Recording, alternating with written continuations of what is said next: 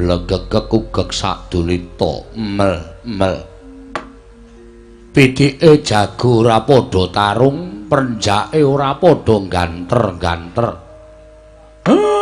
lah kok iki Karang Kadempel malah kerawuhan lancur-lancur Pandhawa putra-putra Pandhawa Nalagareng waduh Ndara Wisanggeni, Ndara Antasena, Ndara Gatotkaca, Ndara Antarja, Ndara Abimanyu Ndara rawuh nang Karang Kadempel. Wah, jan seneng ya ring delok cah nom-nom gagah-gagah ngono kuwi. Wah, ya membanggakan. Glulgong pepunden-pepunden lancur-lancur Pandhawa do rawuh. Arep ngapa ya, Tru? Ambo. Engko gek gawe kisru ora. Kuwi lancur-lancur Pandhawa ki piyayine do tata krama kok. Timbali Pak, wigatine apa? Iya, kowe do anteng dhisik nggih Pak ngestaken dawuh nggih Pak. Ndara Wisanggeni bekti kula Den. Iya. Kakekne Semar tak tampa tiba sepadha-padha kek. Syukur Ndara Antasena bekti kula tak tampa tiba padha-padha kek. Ndara Gatotkaca bekti kula. Iya. Siwa Semar tak tampa tiba padha-padha. Ndara Abimanyu bekti kula. Iya Siwa Semar tak tampa tiba padha-padha. Ndara Antarja bekti kula nggih Den. Ya, Siwa Semar tak tampa tiba padha-padha. Ndara Wisanggeni Ndara Antasena bekti kula Den. Iya Nalagaring tak tampa. Ya, Nalagaring tak tampa. Ndara Gatotkaca, Ndara Abimanyu bekti kula Den. Ya Nalagaring tak tampa. Iya Nalagaring tak tampa. Ndara Antarja bekti kula, ya Nalagaring tak tampa. Ndara Wisanggeni, Ndara Antasena, Ndara Gatotkaca bekti kula Den. Ya Petruk tak tampa, ya tak tampa Truk, ya Petruk tak tampa. Ndara Abimanyu, Ndara Antarja bekti kula, ya Petruk tak tampa, ya Petruk tak tampa. Ndara Wisanggeni, Ndara Antasena, Ndara Gatotkaca, Ndara Abimanyu, Ndara Antarja kula ketun nggih Den. Suwen Truk. Tamune 5 bagekke kabeh. Ndak-ndake wektu. Bagong tak tampa bektiku tanpa anu pengestuku tanpa ana. Nggih, kula pundi? Bagong tak tampa pengestuku tanpa ana. Nggih, kula pundi? Bagong nggih, kula pundi? Bagong nggih, kula pundi? Urung rampung, Gong. Semen wong ora urung ya ming pengestuke kok. Pangan ya ora wareg. Ya ora ana dayane apa-apa. Aja ngece nek pengestune putra-putra ki ana dayane. Ora mungkin. Dayan ana pengestune sugih wingi-wingi terus nyatane ya kere kaya ngene kok.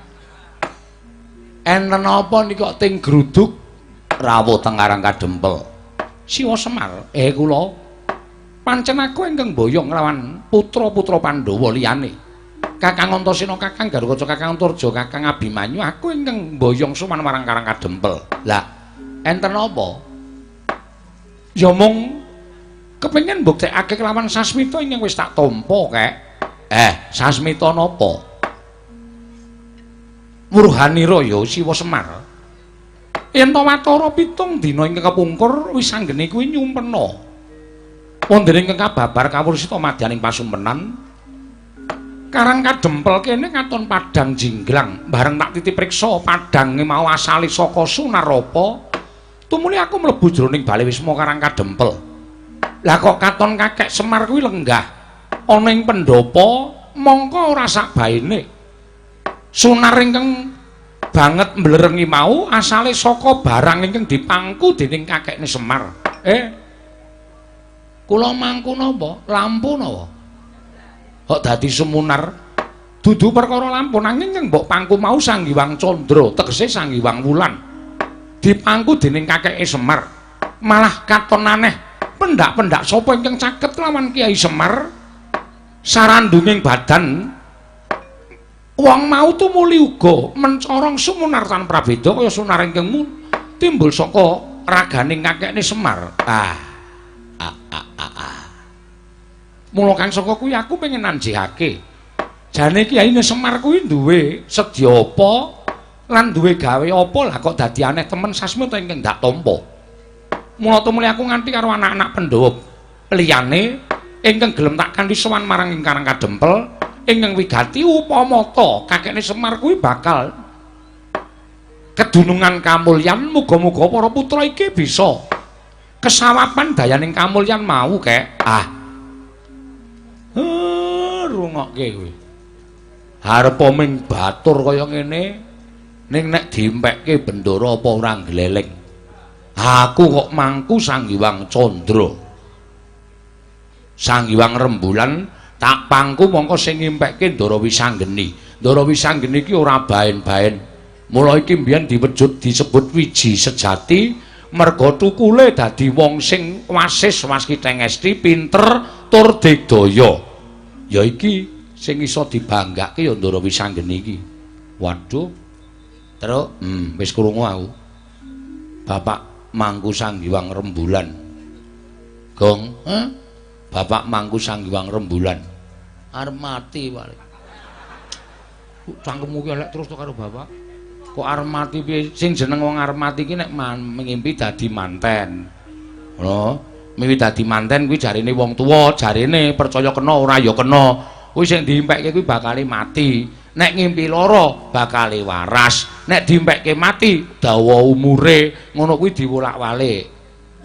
Nek ngimpi banjir, omahe ketaman banjir, kuwi bakal kena cilaka. Nek ngimpi omahe kobong, kuwi bakal kerejeken. Nek ngimpi omahe ewuh, kuwi bakal kelangan. Lho. Ana sing ngandhake nek arep kelangan ki ngimpi nek untune potol, kuwi sedulure bakal ana sing ora ana. Ning ya kaya ngono kuwi gumantung karo kowe, percaya apa ora. Ora percaya ya ora apa-apa, percaya ya apik-apik wae. Wis ngono kuwi. Terus nek Semar mangku Sang Hyang Rembulan iki artine apa coba tak takon. Ayo manut bapak, wong bapak sing diempekke kok. Apa Semar iso ngartekke apa? Ayo mesine iso. Ha coba aku tak krungu. Werdine apa, Mir? Kok werdine apa Mir ora? Impen ki ana 3 lho. Ditakokke sik karo Ndara Wisanggeni, ya kuwi Titiyani, Gandayani karo Puspa Tajem utawa Kacitra, Kasudarsana, Kadorodase. Impene jam pira? Ndara Wisanggeni. Ngimpiku wiwit tabuh loro, mongko aku isih melek. Tengah wengi aku isih melek. Tumule jam 1-an kae aku mapan sare Bagong. Oh. Jam loro aku ngimpi. Ha kuwi ngapusi. Lho kok ngapusi piye to? Wong turu kok iso ndelok jam. Ngapusi kuwi. Gawe-gawe kuwi. Ora ya ngerti kaya Ndara ki ngerti. Aku melek ki gagat bangun esuk Bagong. Jagone aja kluruk kuwi tegese wis esuk, urung karuan. Wonten jago sing kluruk sadurunge jam 12 kuwi ana prawan meteng. Kowe malah ngerti artine kok. Ngerti. Brang wetan wis sumamburat abang tegese wis esuk Bagong dadi impen kuwi wancine ana tegese. Wo, Semar mangku Sang Hyang Rembulan. Iya pancen ngono. Wah, la elok. Tegese apa le nek kowe ngerti? Semar kuwi arep entuk kanugrahan. Apa iya? Heeh. Deloken nek ora percaya. Kok kowe ngerti? Aku sing nglakokke lakon iki bola-bali kok. Ngono kuwi akhire Gondro. Malah dibedhekke saiki piye to kuwi? Ora apa-apa, aku ki jane sengit Semar ming bongan bangun. Nang ndi kok Semar ki bangun apa-apa rumahan Semar ki gablek apa? Ha iki sing disuwuni kaya ngono kok bongan bangun. Semar bangun pendopo, Semar bangun pasar. Oke tenan lho sing dibangun Semar ki. Ayo ben ya wong kersane kaya ngono. Ya dhewe ming kudu ikhlas lahir batin, Gong. Kudu iso ngladeni. Ha iya. Mula aku njaluk keterangan karo Siwa Semar, tegese piye? Kula niki lagi rasanan kok sampean wis padha prisa. Ngaten? Kula niki wau rembugan kali anak-anak kula nek pengin bangun desa. Ning jebul syarat sing sinasmitakaken dening dewa menika mboten enteng. Lho, syarate apa kok ora enteng? Syarate kula kudu iso kenggonan pusaka 3. Pusaka 3 apa? 1 Pustaka Jamus Klimasada, 2 Sekar Wijaya Mulya, angka 3 Pusaka Kyai Nenggala. Monggo anak-anak kula niku waune do cing clemong saguh. Sowan teng Amarta Ndarawati lan Mandura, ning bareng tekan Mandura do rebutan, do ora ana sing wani ngadhep sinuwun Mandura. Lah niki nek sampeyan rawuh mriki ming ajeng ngempek kamuktenipun Semar niku mbok perkara mukti munggah derajat, munggah pangkate mboten. Ning mukti sampeyan kula kinten ming kudu melu uyung-uyung anyeng kuyung marang gegayuhane Semar. Niku sing dikarepke Sasmita sing mang tampa, Ndara. Yen mung bab perkara kuwi aku sago mbantu, Kek. Saga. Iki mboten enteng lho, sampeyan kudu matur karo pepunden. Aku karo Kakang Antasena yang bakal sowan marang Praja Ndarawati. Matur karo Siwa Ndarawati. Bakal nyuwun ngampil Sekar Wijaya Kesuma. Yo, aku sing karo adikku Sang Risang ning Ndarawati, Mar. Mengke nek Kang Wa mboten maringake. Nek wakku Ndarawati ora maringake disuwun ngampil karo kakekne Semar. Tak kira tak anggap Siwa Ndarawati kuwi ora ngerti labuhane kakekne Semar. Mula wis dadi deping tikat nek nganti ora maringake rawe rantas malang-malang bakal tak putung. Sampeyan mangke adu arep kali Ndara Sencaki, aku ora wedi karo mak cilik garba ruji.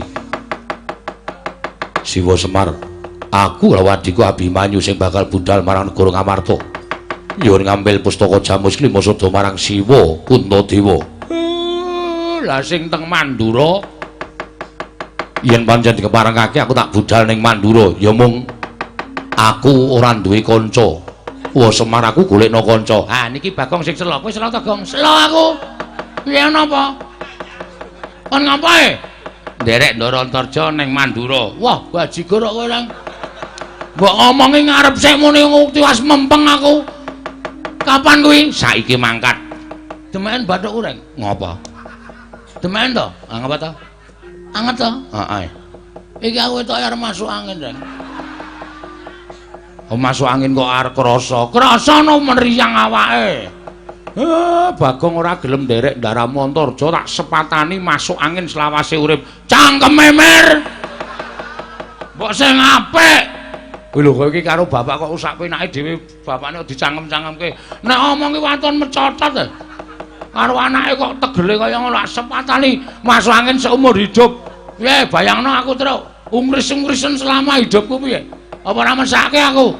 Ayo mesake. Ayo mulane bapakku nek omong kon nganggo aturan. Apa lambene ditempleki potensio? Men ngopo? Men nganggo aturan kok sampe naik dhewe. Sago ora. Aku yar lara, Pak. Sago ora. Lho, lambeku wis garing. Sago ora. Mataku tinggal pire, Pak? Ki saya parah ketoke, Pak. Nek ora sago ora apa-apa. Ning aja ngaku dadi anak Semar. Wah, berat iki. Wis, Ndara Antarja. Piye, Bagong? Kali kula nggih. Yo. Ning ora jajan. Lah ndel ora. Wis pahit iki. Tekan kono-kono nganti ora disuguh. Ya mesti disuguh wong prasmanan enak-enak ngono kok. Wah, wis cilaka iki. Nggih, nderek. Yo, mel aku ya, Bagong. Nggih, siap, oke. Ndara Antarja. Aku engko ambles bumi, kowe pengen ngrasake ambles bumi ora? Oh ya pengen. Aku ki ambles terus ning ora tau bumi sing tak ambles. Bola bali ya ambles bles. Kira-kira ana kesempatan bles. Ning udu bumi ya wis ora apa-apa mengko ambles bumi karo aku nggih. Iso ngayomi? Iso. Asik. Wis di pengalaman anyar truk tak mangkat. Mugi-mugi sedaya sami rancak nggih Ndara. Menika mboten pangling Begawan Durna ingkang rawuh. Sami wilujeng Mremban. Gandak mleguduk selalu gembal, Semorante, hawela. Ya Semar. Niskala ora nemen swiji apa praptaku ning Karang Kadempel. Kula ngaturaken bekti nggih Mremban. Ya tak tampa. Pangestu ku tamanana ya Semar. Kula pundi nggo jimat paripe dayana ing kasantosan. Bekti kula Penemban. Oh Nala Gareng tak tampa. Pangestu tampanana ya Nala Gareng. Kula pundi nggo jimat paripe dayana ing kasantosan. Bekti kula Penemban. Oh Petro kantong bolong tak tampa. Pangestu tampanana ya Petro. Nggih. Penemban. Bekti kula nggih Penemban. Oh Bagong tak tampa pangestu tampanana Bagong. Nun nggih sangat anggen kawin dadosaken jimat paripe. Terus bar ketekan piyai-piyai kok ketekan iki ya piyai. Iki piano iki. Piano piye? Ketoke piyai ning jeroane gentro iki. Ya udu kaya. Weh, domongi kok deloken ora percaya. Kuwi iki pendhita lho, Gong. Pendhita iki saiki akeh sing serban ketune ming putih tok, ning jeroane lecek iki pirang-pirang. Termasuk Durna kuwi. Wis senengane icok-icok nglincipi carang papa adu kono adu kene. Mula Mir. Ngati-ati ya, Pak. Iya. Aja gampang diblithuk karo omongane Begawan Durna. Wah, anggere ana rame-rame tlusap-tlusup ah kuwi provokatore kuwi. Oh iya ya, Kang. Heeh, mula ngati-ati, mula tak arani pendhita ndok bosok ya kuwi. Kok ndok bosok? Ayo jabane apik ning jerone mambu. Heeh. Bagong kowe omongan apa, Bagong? Mboten omong napa-napa. Tanggep aku ora krungu ya.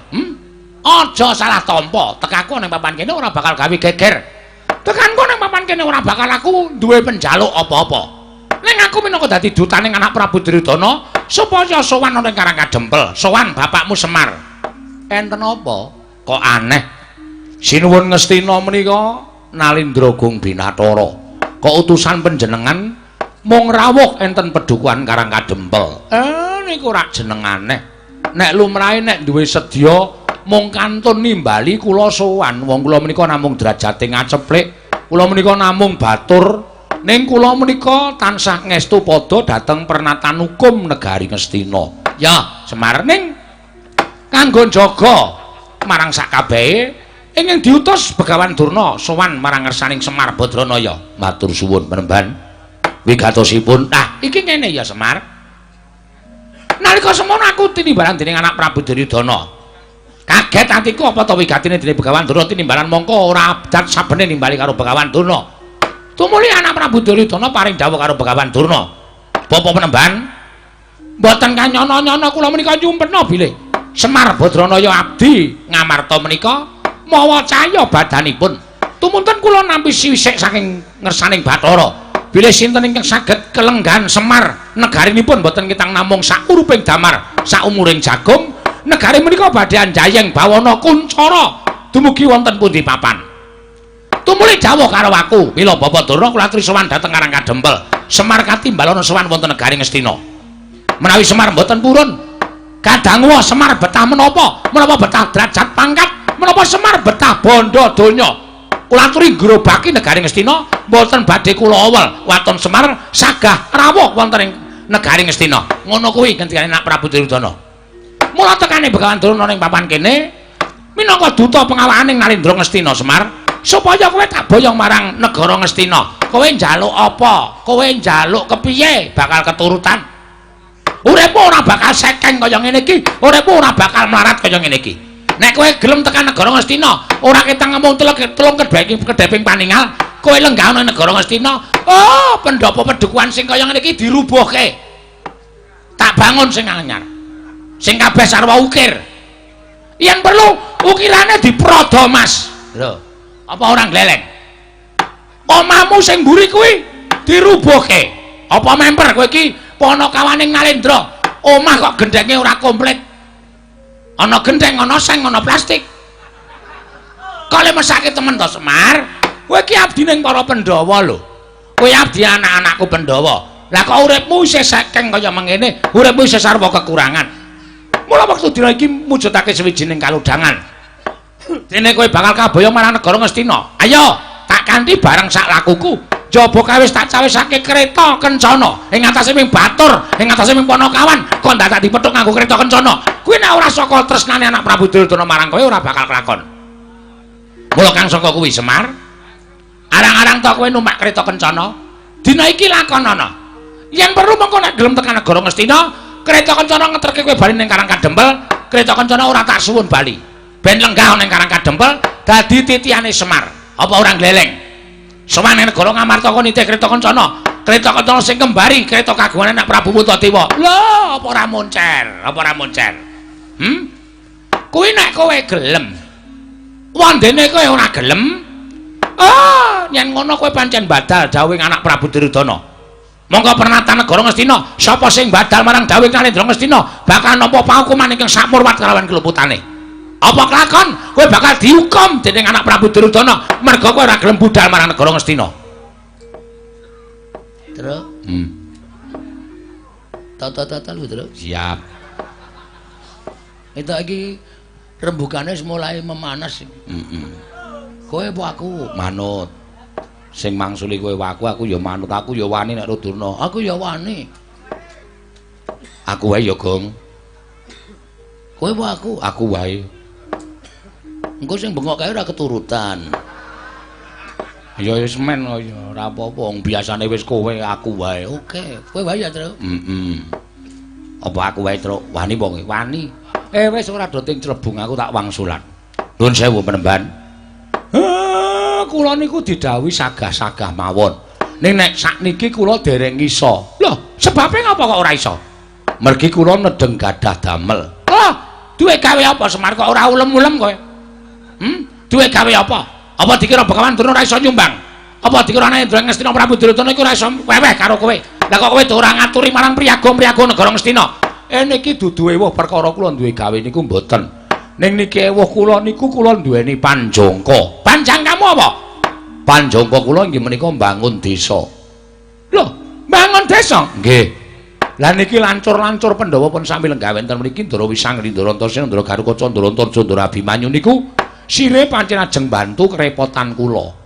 Lah nek kula niku duwe gawe kok kula tinggal lunga niku terus kula mengke disebut pengarep sing ora tanggung jawab. Kawula kula padha sengkut gumregut. Kawula kula padha banting raga meres keringet. Kok kula enak-enak lenggan sila tumpang kendangan dengkul teng negara Ngastina niku terus kula disebut menungsa sing pripun kula tak takon. Ora mboten adil nek carane kaya ngeten niku mula nek saged diparingi inah. Inah. Sapa inah sing endi kuwi maksude? Inah niku wektu. Oh, wektu. Nggih, nggih. Wektu inah sawetara pirang dina, pirang sasi. Nek saged pertengahan taun 2020. Niku kula ketoke nembe sela. Pertengahan taun 2020. Kira-kira kuwi isih ana sing njaluk lakon bangun desa ora ya Semar? Nek ora ana cocok ora ketemu karo aku. Ning nek ana, kuwi iso terrealisasi. Tegese kowe iso ketemu karo aku. Ning nek ora ana meneh, njuk kapan nek ketemu karo aku? Kowe aja gawe kagol-kogol ning atiku lho Semar. Kowe aja gawe mangkel ning atiku. Wang sulamen kang ngomong ngono mau, sayekti kowe mung nolak alus ngarang apa sing dagal parengake Begawan Durna. Lah nek kowe nolak alus karo keparengane Begawan Durna, apa kelakon dosa?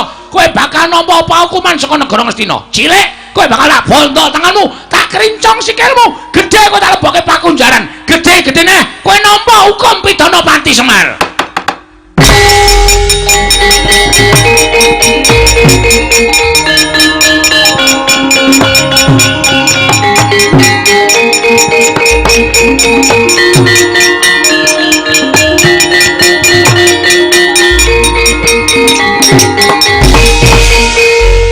Amengar nesuke kok cucul sarung to kok. Kathokan training nek nggo ndupak rai kan iso trampil terus. Ayo jenenge ngono kuwi ra sopan. Maksude sing tok adep iki Begawan Durna. Durna dadak disopani apa? Cangkeme wae ra sopan kok. Dadak disopani. Ning kuwi pendhitane ngrato. Ora urusan.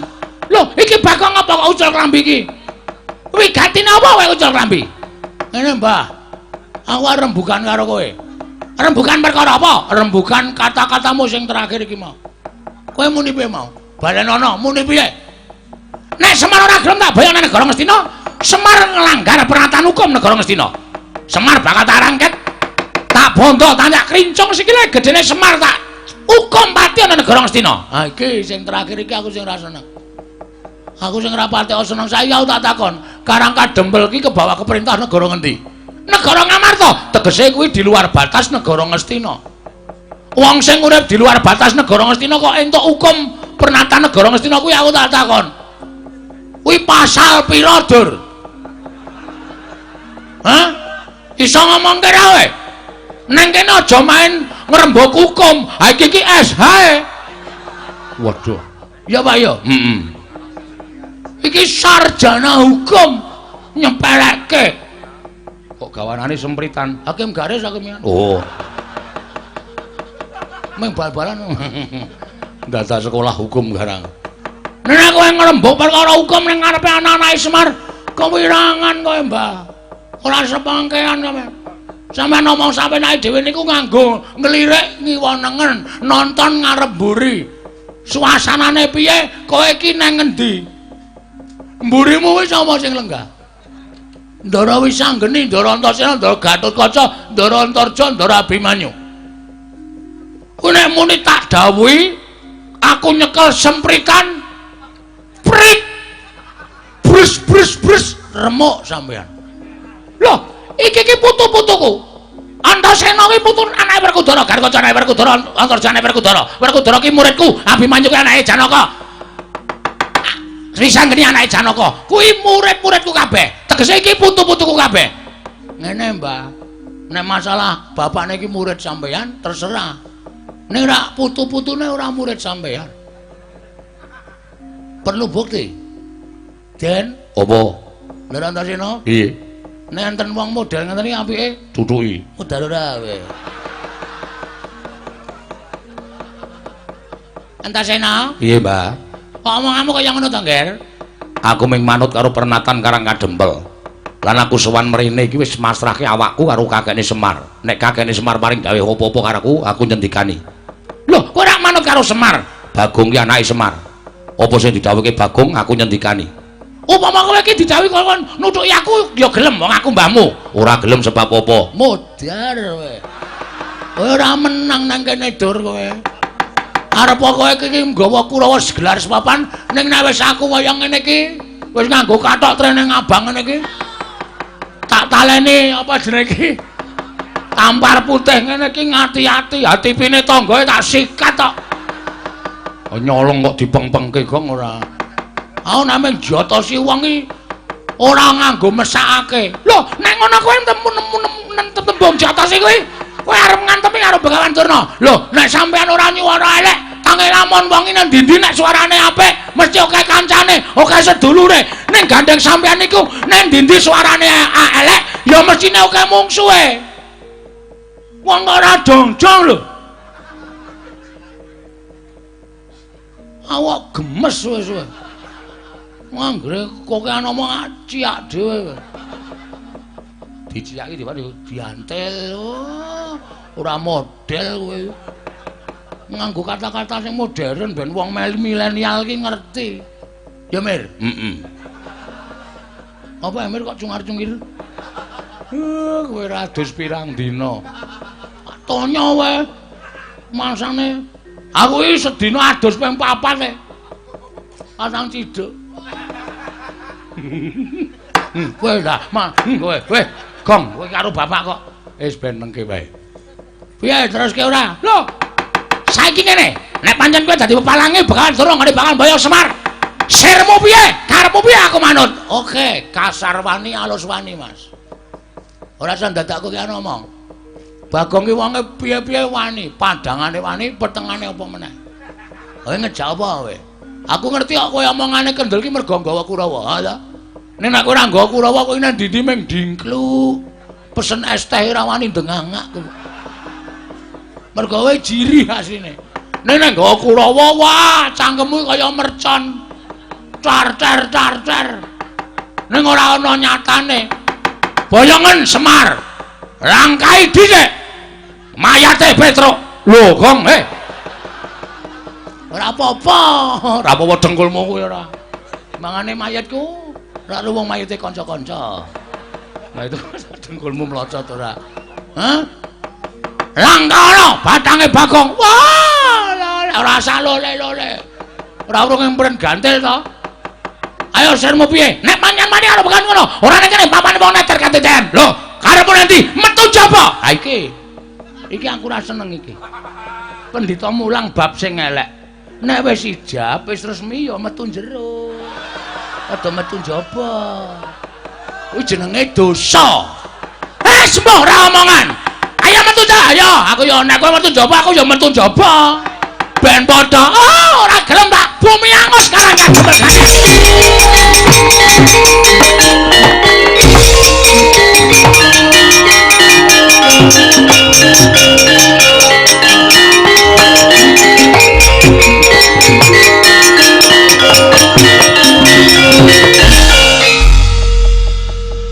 Ha iki jenenge wong ora sport. Apa, Pak? Wong ora sport, kurang sithik. Kurang piye? Sportif. Nah, orang sportif. Ora seperti ngopo, Pak? Nantang wong-wonge sing siji wis metu kok kowe tengok-tengoki ngopo? Aku po? Heeh. Aku wedi karo Durna. Wae apa mau duadiku wis tak pasah ndase kok. Wong kok uteke kaya ngono iki lho, akal-akale piye ngono lho. Kowe nek seneng nah aku dicundhok manik modar. Durna iki ampuh truk. Kok nantang, aku men ketok gleleng e. Nang ngarepe wong semene akeh iki bagonge men ketok nyeri ngono lho. Ora apa-apa Petruk. Kongkon ning Amarta Petruk. Sekali-sekali aku iki dadi rol. Waduh. Lah terus nek wis kaya ngono kae piye? Iki dong apa iki? Iki lho. Ndara Antasena, Ndara Gatotkaca, Ndara Antarja iki nek kon perang luwih apik mbangane aku, Pak. Lah terus kowe? Aku MC-ne. Sing ngurutke tata cara, sing kemandang iki. Wah, lah edan cah Bambung malah goleke gawean karo bendarane. Wong ki nek bentuke kaya genthong ngene iki wis. Nek omong waton jeplak. Kowe ngerti to Kakang jaman nom-nomane awake dhewe senengane nyetel uyon-uyon salone lebokke genthong. Heeh. Ha ya iki kaya ngene iki serone rajamak ning gemrunggung ning ora ana nyatane. Ora tajes-tajes ning sirah lho ini. Aku wong tuwa ya digeplaki sak penake dhewe. Arep ngopo? Arep ngopo? Arep tok tantang kaya Durna apa piye? Ora apa-apa kok aku ya men ngomong kok. Ora wani. Akhire ndoro wis anggeni luwih nom rawani gong. Wah iki ampuh iki. Iki nek muni Bagong wani karo aku lempoh kowe aku yo gluduk ngono piye. Seneng kowe ndadak urunan tukoke kursi roda ayo. Oh iya ya. Heeh. Iki siji iki loro iki ampuh iki. Karo bapak. Sajake kok maido. Ndalu tak sepatani apa piye? Sepatanmu kuwi nek mandi nang aku. Wis wingi-wingi aku rekoso uripe, Pak. Kowe nyepatani aku ping pira? Bagong ngrekoso. Ah wis ngrekoso ken biyen. Dadak tok sepatani. Bagong lempo. Pancen aku ora iso mlaku rong dina mergo asam urat. Ora mergo kowe nyepatani. Pancen menur siji iki nek karo aku pancen wani tenan. Gus Ndara Antasena, Ndara Gatotkaca, Ndara Antarja. Sadurunge sampeyan tindak teng negara Ngamarta, Ndarawati lan Mandura, Mbok kula njaluk Karang Kadempel ditentremke. Yo, njaluk pangestu yo, Kek. Njaluk pangestu Siwa Semar. Njaluk pangestu Siwa Semar. Kurawa tak undurke, ni Abimanyu rasa melu-melu. Sing rusa-rusa wae sing kemandang. Yo, ngati-ati Kakang Antasena. Yo.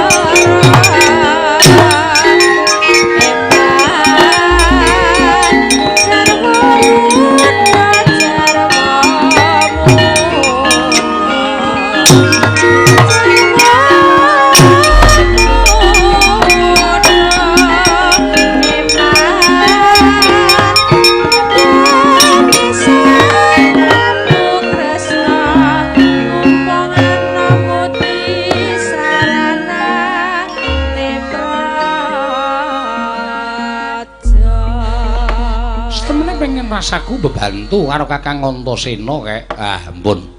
Mboten sah. Sampeyan ngaso kemawon. Sampeyan niku arep nuwun sewu tinemu taruna ning kula pircaya. Wong tuwa kaya kula niku kebak pengalaman. Ning nek bab ngelmu kalah karo sing enom. Mula pengalamane kula ngelmune sampeyan. Mengki rak ketemu dalan metu kagem ngrampungi perkawis menika. Kakek Semar yo. Monggo den kula kanthi manjing salebeting Bali Wisma Ndara Abimanyu. Iya Simo Semar. Aku mung kari manut. Nolo Gareng Petruk Bagong dalem Pak. Dalem Pak. Wonten dawuh Pak. Kena dadi peperangan ning aku ora kepengin kawula Karang Kadempel kesempyoking ngaradan. Aja nganti ning kesempyoking peperangan. Oh, nggih, siap ngestaken dawuh. Nggih, Pak ngestaken dawuh. Nggih, Pak ngestaken dawuh.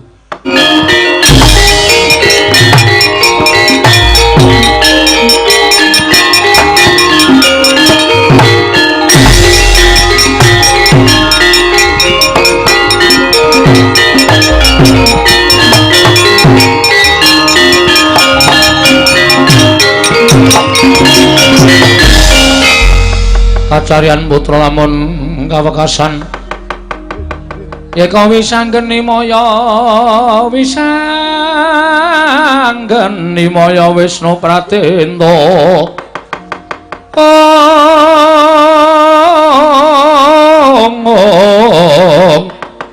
wisanggeni maya Wisnu Pratenda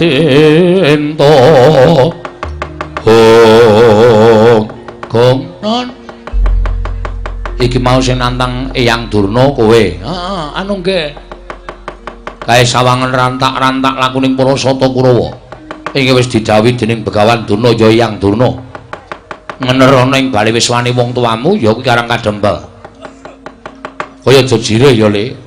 Utawa kaya aja wedi ya, Gong. Ora mboten ajeng wedi. Bathuna, tak tutke mburimu nek pancen Kurawa ora kena dikandhani ora sampe melu jotosane Gong. Siap, kula methoke. Wah, bleleng iki aku.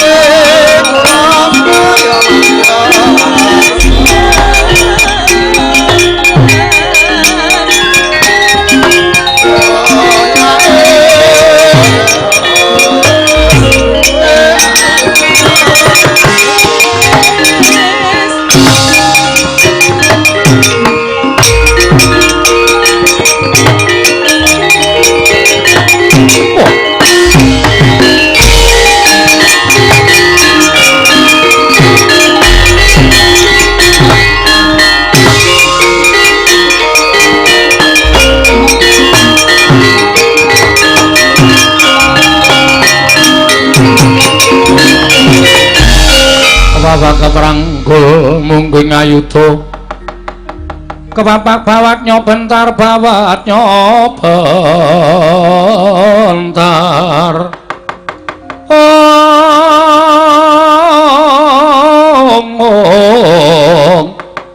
kepapaknya mungging aloka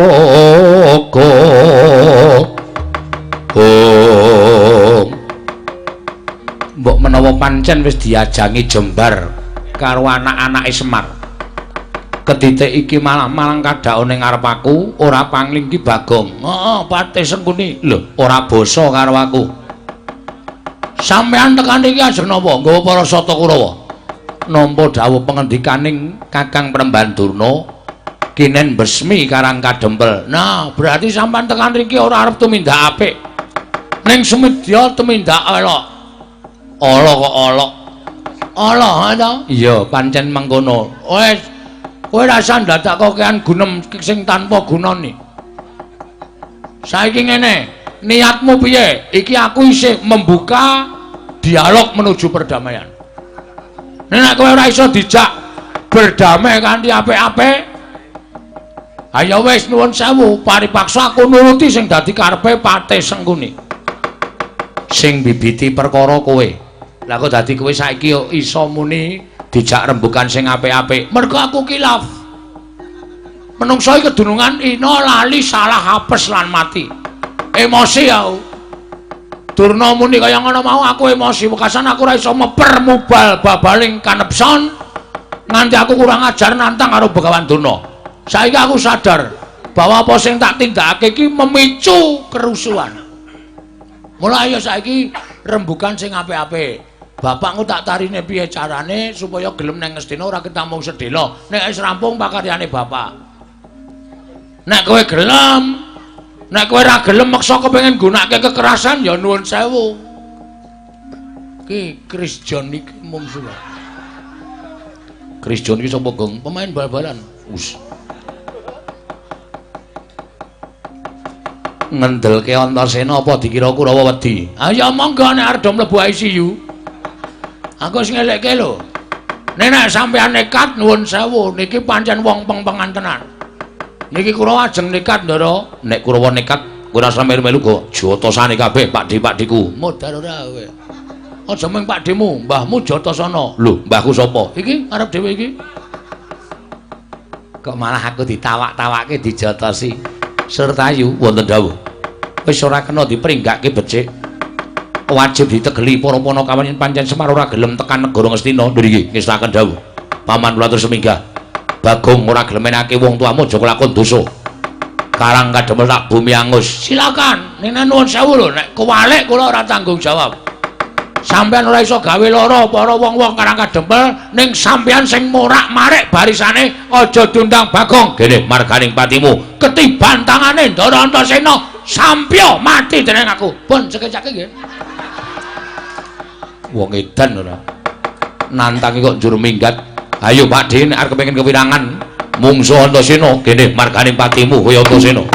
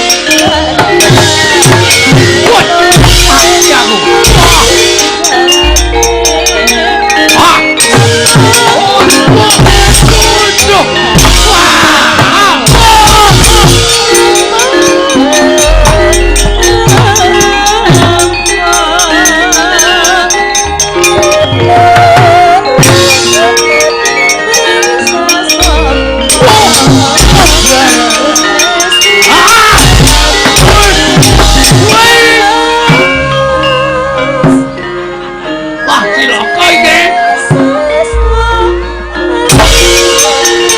Wong minggat ora sampe melu.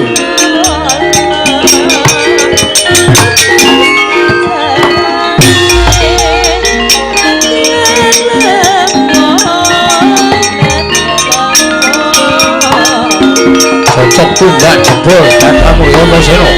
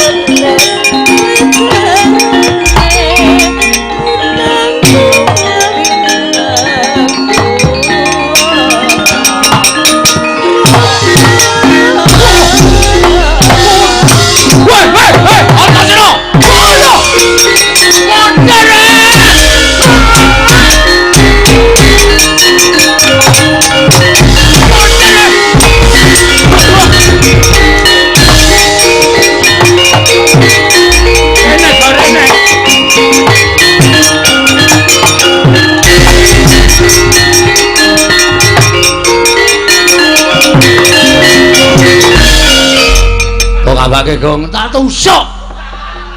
Mangkel aku. Sampeyan candak sirahe. Terus diwalik set. Si Surtayu wis Antasena, Antasena. Bluk. Kena dada. Tembus. Tembus apa lagi dekoke? Tumbak tak usung nak nyem. Wah, asik. Bareng wonten tumbak tak dudut. Samploke sirahe Surtayu men iso salto kaya sampean wae lho. Malah kula melu mencelat e. Jenenge kowe urung kukuh bakuh. Durung sentosa awakmu. Jan gleleng tenan. Seneng aku. Gemes ya aku karo sampean. Wonge uncul aku uncluk kaya wong petuk. Petuk dasmu kuwi. Temandang ampun ra jama-jama. Rampungi, rampungane asip mangkat ana.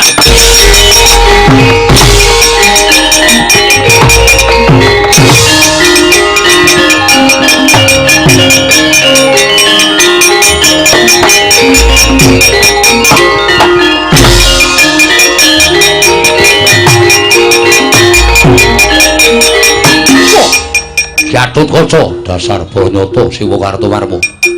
Ayo, endi Semar? Kukupen Jiwanaya Antaka. Bedan dadari Gatotkaca. Wah, sumbar kowe. Pasti kowe.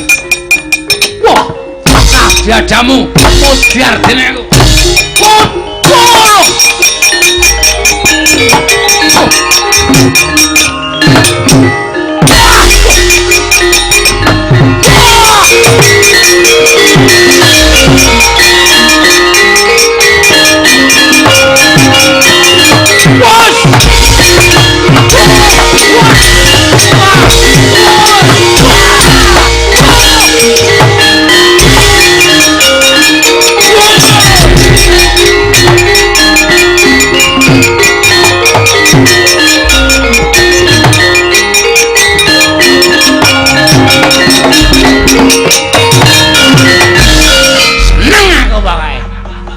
Wae ndek idola dhewe-dhewe.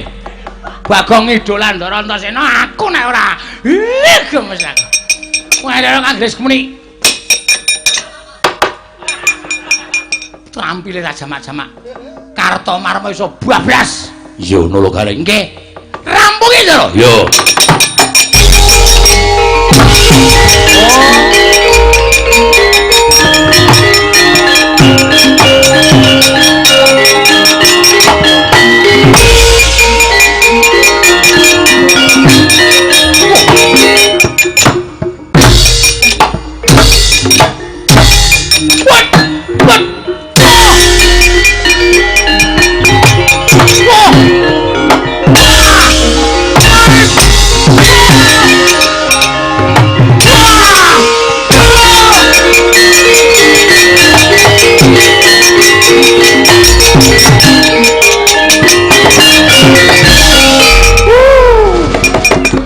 nyenengke.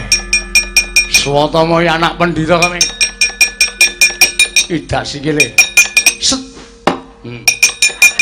Waduh mati aku. Candak sih iso wok banting. Halo. Wah. Seneng aku. Iya. Oleh Swatama ngantem. Yes. Ora ana apa-apa. Set. Tuk. Yes. Wah.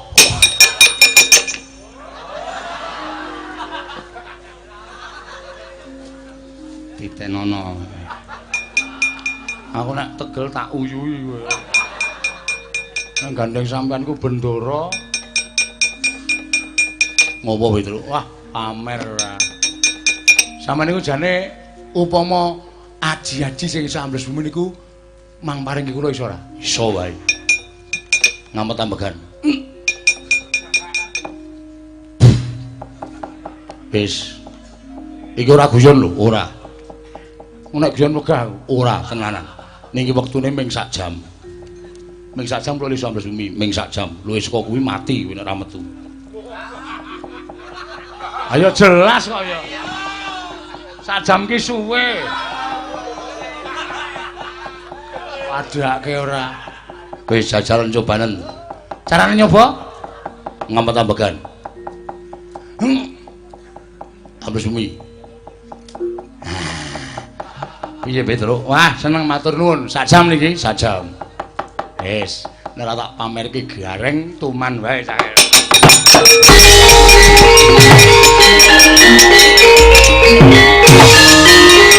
Ayo terus, Nek. Samberi ngono ya. Samber kabeh, Nek. Ayo, Dara. Ayo, Dara. Dara. Kowe ngerti perang Indra Garukaca? Wah, ora ana tunggale, Le. Ora ana tunggale. Wis ngambah dirgantara. Ora wae pirang-pirang modar kabeh. Ya kok seneng Ndara Antarja. Lho, dasarmu apa?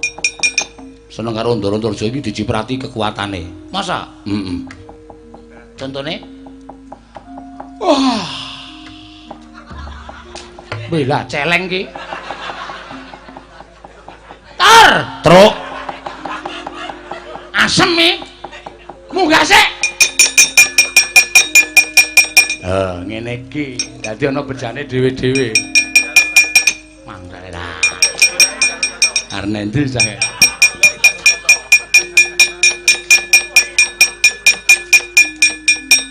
Ndara, ngopo? Sakit manahku lho, Ndara.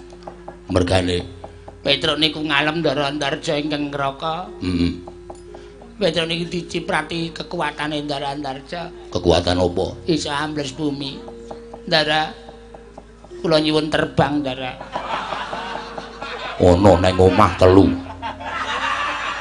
Ora terbang selawatan. Terbang munggah lho, Ndara. Nyuwun, Ndara. Yo, niat tenan. Niat. Ora singunen. Mboten. Merem. Ngambet-ambegan.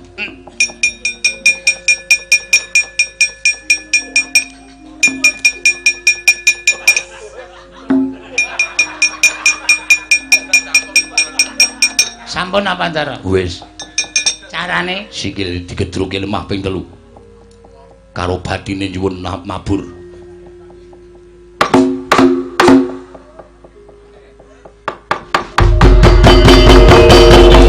Modar kowe, Truk. Wah, gleleng aku. Padake.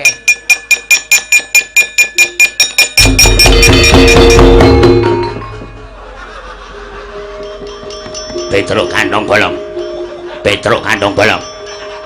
Iki Nalindra Pringgondani, Raden Gatotkaca Petruk. Tekle aleman ora. Petruk kantong bolong. Truk ora kurang ajar, Truk. Truk ora kurang ajar. Aku ora cawetan, Truk ora.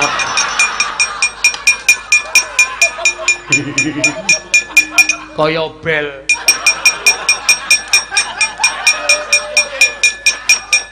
Jiji reng. Aku iku sing jiji asmane. Kowe iso ambles bumi aku iso mabur kok. Ayo Bagong dimingi-mingi, Bagong dimimi. Yo.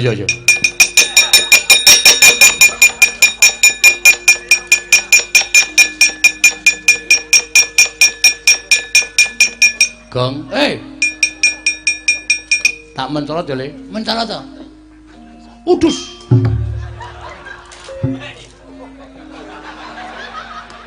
Terus nek mati iki mbok pamit. Truk. Ngapa? Edane kowe entuk ilmu orang-orang sing ngendi? Ilmu orang-orang apa? Agak sama selep. Iki lek ku nyuwun Ndara Antarja ya. Aku iki lak do mumpung perang iki Ndara-ndara iki ngetok kowe aji-aji iki dadi suwuni ra apa-apa.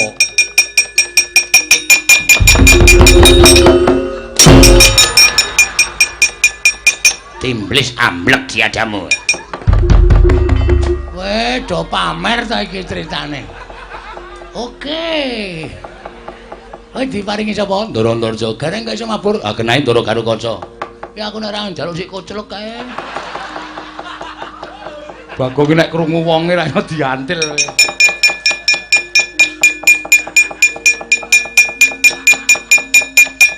Celok, Ndara, Apa? niki do pamerane. Pameran apa? Wis buka apa? Mungkin rasa ngelucu.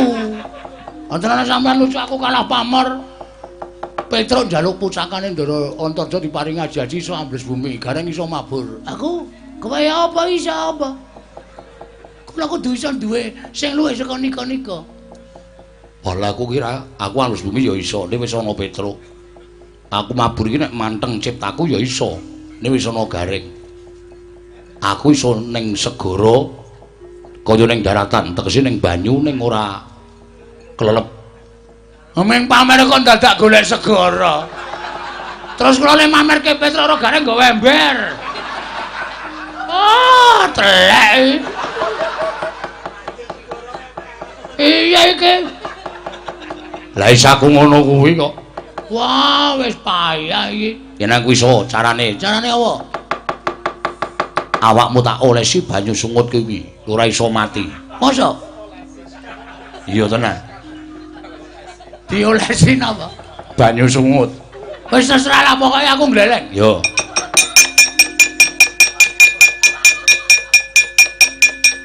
Engko kowe iso pamer ning ngarepe gareng karo Petruk, nggawa keris wetengmu tok suduk dhewe, kowe ora apa-apa. Siap. Debus. Heeh. Debus. Iya. Ndobus ki ngapusi. Ya iya. Salah. Kene rasa. Kene ki ting clekune. Dadak goleki nggon-nggonane. Ya sing penting rata, engko nek tok nggo pamer ndak ngalaku isin.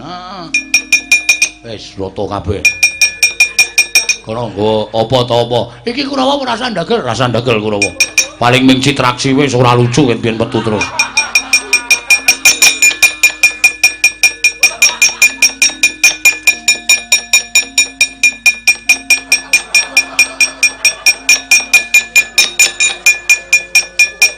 Truk. Wis ambles bumi. iso. Digradi ndase wani ra. Hubungane apa? Aku takon kok. Wangsulana. Ya tak wangsuli. Ayo, kowe iso ambles bumi to? Iso. Gleleng, gradi ndase wani ra. Atene sigar, berarti ro ngampuh. Gareng kon medhun. Reng. Oh ki keduren kok ya, Truk. Iki aku temangsang iki lho. Tak ajar ora. Reng, Apa? kowe iso mabur? Bisa. Gradi ndase wani ra? Ayo ora wani kok. Oh, lihat kebunku penuh dengan bunga. Tonton iki. Gong ora sembrono gong. Ikhlasno, Truk. Tonton, nyonya, ndak dikira aku hapus-hapus kowe.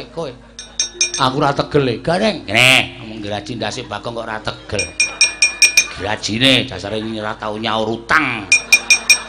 Tagih ming semaya. Aku kok ora weling apa to? Aku sing utang ora kesusu kok. Kowe sing nagih bingungi. Mbok santai. Lah iki pita malah kewalik cah iki. Nih, Nya. Iki nggo ngadepi Kurawa. ya. Sing tegel lho, Reng. Oke. Nek modar aku ora tanggung jawab lho. Modar tak sanggane. Wis gak wis, mari tok togatake wong modar. Aku tenan ra kesaur. Ya ku resikone. Mati dereng aku kowe. Nganggone tak grek cur ngono, kowe mlayu golek obat pirang ya, Tru? Yo. Kok saya entuk itu obat ijo ya ora masalah.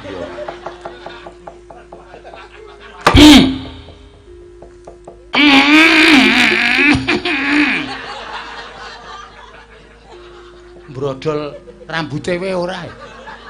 Edian. Anu golek keris. Oke. Anane Drei. Terserah. Tusuk kene wetengku. Mati dereng. Edan. Mentol e, Tru. Medan.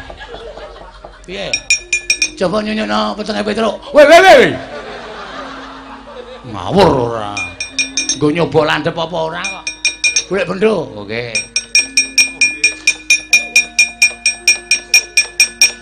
Ya, nek nganti lecet aku isin. Iki entuk-entukane njagoi Ndara Antasena. Kurang seru, Reng. Piye, moncrat apa? Ora e. Aja mbok kon sikil. Engko gek sing ampuh mung ngendas tok. Ora meng nggon aku ki ampuh sak gagange ora meng ngendas tok. Edan ora apa-apa. Nang nggon nempuknya. Edan ora apa-apa. Piye? Saiki wis nek ngono wis sip kabeh. Ayo, do nyerang Kurawa. Yo.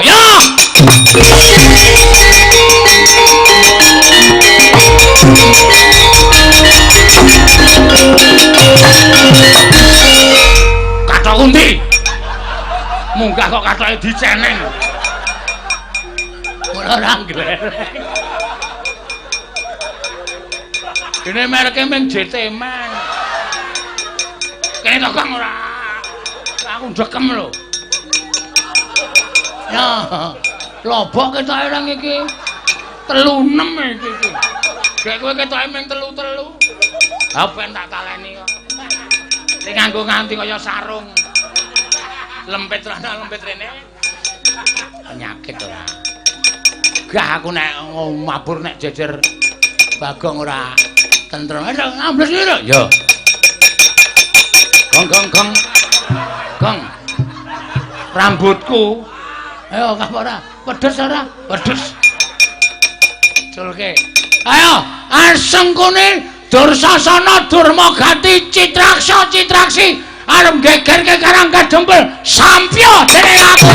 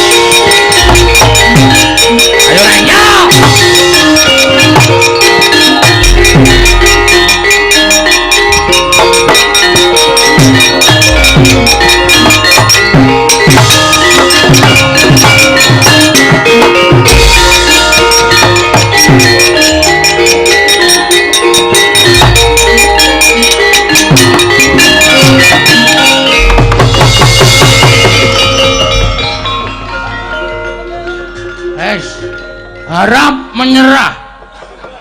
Pate Sengkuni harap menyerah. Tangan di atas kepala. Pasukan udara sudah siap. Pasukan bumi sudah siap. Pasukan darat sudah siap. Kalau Anda melawan, 1 tembakan peringatan. Kalau Anda tidak melawan, ditembak kepalanya.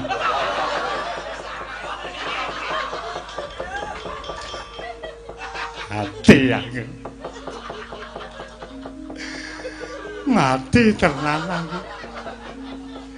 Iki nek ora nglimpe mlayu. Konangan Satpol PP nyilakani.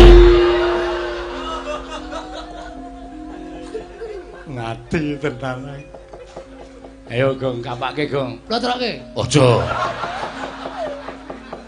Kowe iki senengane anggere miloro wong. Ancamane ming siji diplotroke. Seneng aku. Mangkel aku. Apa aku Bagong? Kowe arep metu ngendi kowe? Kowe metu bumi Petrus saiki sambles bumi. Kowe arep metu dhuwur gareng iso mabur. Helikopter 2. Harap segera menuju ke tempat pertunjukan helikopter. Modal ora kowe. Wis tak kanu nganggo brek-brekan ngene iki. Wis ora bakal iso piye-piye kowe. Kijang 2. Aduh, aku njaluk ngapura, Bagong. Kowe tak ngapura ning Kurawa Jawa Bali. Hah? Iya. Anggere ana sing kemliwer nang kene, cucuk indasmu. Ya, Tru? Komandan Angkatan Darat. Linmas. Wah. Komandan kok Linmas ki apa? Linmas ya, Tru? Kowe iki nek ora ngerti rasa sok omong to, goblok ning gaya. Oh kowe penting aku kowe. Ngayal padahal. Wah, jan tobat aku. Komandan kok Linmas. Ya komandan iki golek sing dhuwur, misale apa Maijen, apa Letjen. Lan sak piturute kok Linmas. Ayo mulai kowe. Mulai ora? Helikopter 2. Iya. Ada kang ngeri krungu tembung helikopter kok tratapan. Iki nek ora bali ngrekoto wis tak mulih Kurawa tak jake bali apik.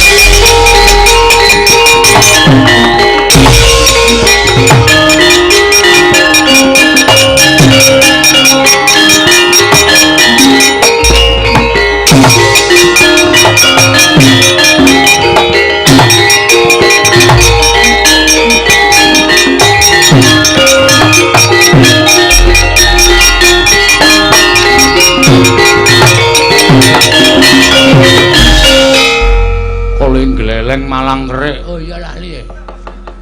Aku ki sing menehi kadigdayan karo kowe kok malang kerik. Nang ngapunten arang kesupen.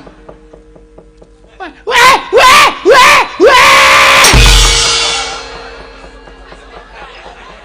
Pripun, Den? Wis sak jam luwe. Wah, cilaka iki.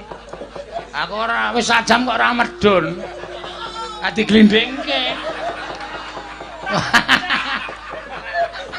Cilaka iki. Nek ngoten kula ya wis boten iso, Den. Ya wis kliwat sak jam ya wis ora iso, Tru. Tenak pusakaku ming sak jam. Oh iya. Njajal gong ndase digraji. Ndasmu nek mlethek. Oh iki jaminane ming sak jam. Ming sak jam, nggih. Nek kowe 7 dina. Modar le. Wah, gleleng aku arep dasarke nang pasar aku arep pamer kasudebian arep nggawa linggis arep nggawa keris wak tusuki awakku. Ngeling-eling lho nek nganti liwat saka 7 dina nek nganti ketusuk tenan aja sambat mati tenan kowe. Aja. Wis rasa wis, Tru? Wis rasa. Wis tuku dodol obat oles kok biasane wae. Ayo dadak Malik buka sulapan barang aneh-aneh ora. Oh iya. Bapakmu nendi, Gong? Kula celuke nggih. Iya, kula celuk kon rene. Aku dawuhmu nyendikani. Kayak saiki paringa dawuh sapa sing tok dawuh supaya mboyong pusaka sing mbok butuhake. Wah ora pun dibadung rata. Ndara Gatotkaca teng Ngamarta sampeyan teng Ndarawati, Ndara Antarja teng Mandura. Wis tenan ngono, nggih. Ya pancen kaya mong aku njaluk pamit. Siwa Semar dina iki budal marang negara Ngamarta. Wah aku njaluk pamit budal marang negara Mandura. Aku nyuwun pamit tak nganti adik kula nang Wisanggeni budal ning Ndarawati ya kek. Ngatos-atos ning ampun dadosaken pasulayan lho. Nek ora pareng ya wis ora apa-apa. Ning wadene sampeyan wantun nggih monggo. Ning kula nuwun namun ngantos ninggal tata kami. Ya ngono Kang melinge kene Semar ya wong ngesoke dawuh. Ya Kang mangkat ayo Dimas tak dherekake Yai. Ya jagat mangestu karo wayah tur jagat. Setyaki wonten timbalan. Mara prayo gak nunggu ngadhep ngarsanipun Kakang Dimas. Li sampun boten kirang prayogi Koko Prabu. Kakang Pati Udawa wonten timbalan sinuwun. tatanan kang padha gantung siba jeneng ingsun diandangu marang suwaning atmajaku sakarone aja nganti ning padha saur manuk Kakang Mati Udawa kawula nun menawi sampun paduka dawuhaken badhe kula candhingga jimat sinuwun anak lanangane ndita bocah mursid isa mikul dur mendem jero karo wong tuwa aja mung kandhek ning pangucap nang ngababaro dadi pakarti wis anggeni padha raja sakmratamu nggir pangestune Siwa Ndarawati slamet tekaku wa aku ngaturke sembahku kunjuk ngersaning Siwa Ndarawati ya tak tampa cah bagus pangestuning wong tuwa tampan ana gak gegem dadiake jimat Antasena padha becik pangestune Pak Dewi Wilujeng aku ngaturke sembahku kunjuk ngersaning Pak Di iya Antasena ndak tampa pangestuning wakmu Ndarawati tampan ana gak gegem dadiake jimat kulub ana wigati apa sowan tanpa tinimbalan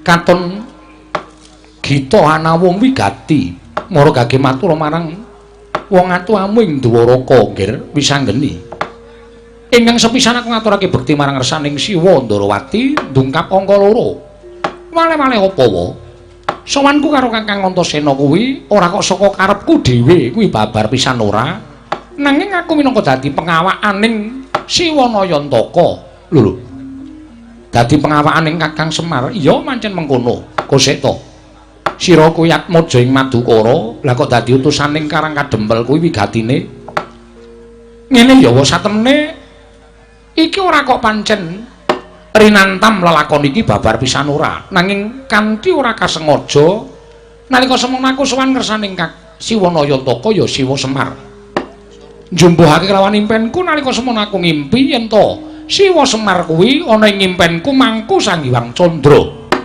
mongko sarandunging badan Siwa Nayantaka mawa cahya tumuli aku sowan nganti saperangan putra Pandhawa bakal ngenyam kamukten sarta ngrasakake kesawapan dayaning Kyai Semar lah kok jebur bareng aku tekan Karang Kadempel Siwa Semar ngendikake yen to pengin bangun desa mongko syarat sranane ora enteng syarat sranane apa nggir pisan geni syarat sranane aku kudu sowan ngersaning Siwa Ndarawati ing wigati mujudake ruba pepanggil ingkang disuwun dening Kyai Semar ya kuwi aku nyuwun ngampil pusaka Ndarawati Sekar Wijaya Mulya tak suwun ngampil tak sowanake marang Kakang Nayantaka ana ing Karang Kadempel yen diparengake matur nuwun dene ora aku nyuwun pangendikaning Siwa Ndarawati yen to ora ngeparengake Sekar Wijaya Mulya tak boyong marang Karang Kadempel Siwa Kresna ya Siwa Ndarawati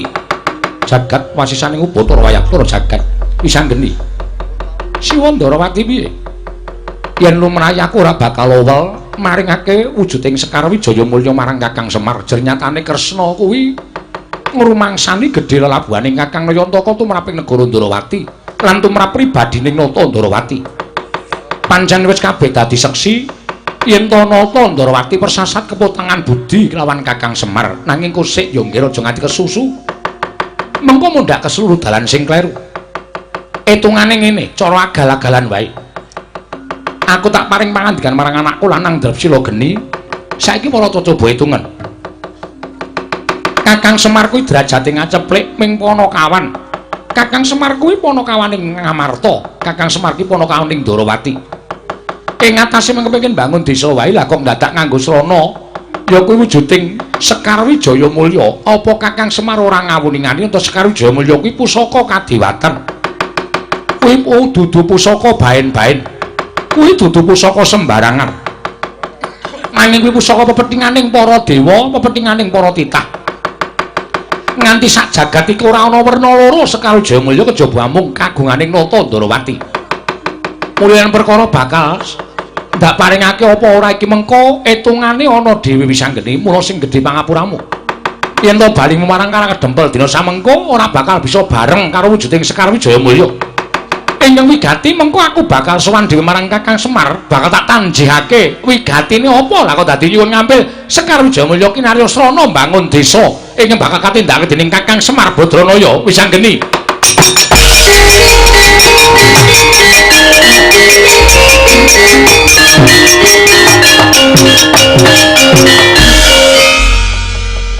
Pakde, iki rasan dadak kok nuwun sewu, kakehan pengendikan sing tekan kono-kono, sing jane upama tak onceki aku malah rada ngendikane Pakde. Sing tak ngerteni Pakde paring dawuh yen Tanata Ndorowati keputangan budi karo Siwa Semar kuwi pancen kabeh keputangan budi. Saiki hitungane memang paringke apa ora? Lho. Iki piye iki? Iki piye iki wae sapa ora ngerti aku. Sing penting Pakde paring pangandikan diparingke ora. Nek tak paringke, matur nuwun. Nek ora, aku wis diwenehi Purbawasisa karo kakekne Semar lho. Lho, Purbawasisane apa? Nek nganti ora diparingake aku diwenangke ngampuk ning Ndorowati. Lho kose, sabar. Lah kok dadi kowe arep ngamuk Ndorowati iki? Kose Antasena iki rak negarane wong tuamu to, ngerti? Lah kok dadi kowe ngancam karo Ratu Ndorowati iki anggep kowe iki sapa? Kowe iki mung sak anakku lho. Kowe iki mung banyuku kok wani nantang karo wong tuwa iki? Apa kowe ora nyawang Ndorowati iki akeh senopati Antasena?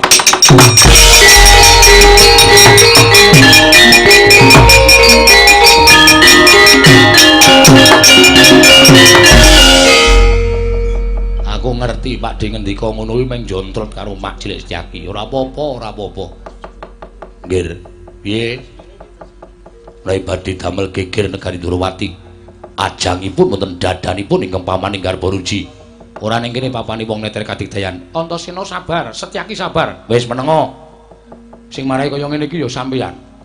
Nek sampeyan ora ngendika Ndorowati akeh senopati, tangeh Pak Cilik Setyaki ngadepi Antasena. Ning gandeng sampeyan jontrot nganggo pengendika Ndorowati akeh senopati, mula Mak Cilik kaya ditetangi rasane. Tak cobane. Hati-hati lho, Kang. Wis kowe omong wae perkara kole aku. Ngono ya, Kang. Heeh. Kowe rembugane karo Mak Cilik karo Pakde Ndorowati, nek perkara kakak Mak Cilik Setyaki nesu tak tandangane. Mboten wonten ing papanipun neter katidayan. Nendi medal Jawi dipun cobi.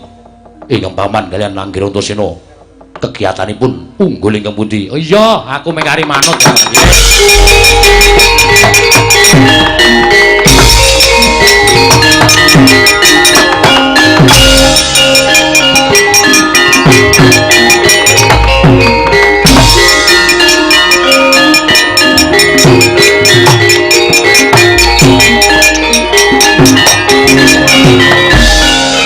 Pancen ngadepi wong loro kae pancen kudu sing prayitna ngati-ati. Waduh sinuwun lajeng kados pundi negari Ndorowati dados ajanging pasulayan. Kakang Udawa wonten dawuh reksanan Datulaya. Lho nggih. Aku tak nututi sing padha bondo itu kena iso tak pisahe nang padha regejegan. Ora apik mengko dinulu wong akeh ndak dikira ana perkara ngantraning Jodipati karo Ndorowati. Ingkang prayitna ngatos-atos sinuwun ya. Muga-muga bisa ana pepadang ya Kakang Udawa. Sinuwun Ndorowati kula semanggaken.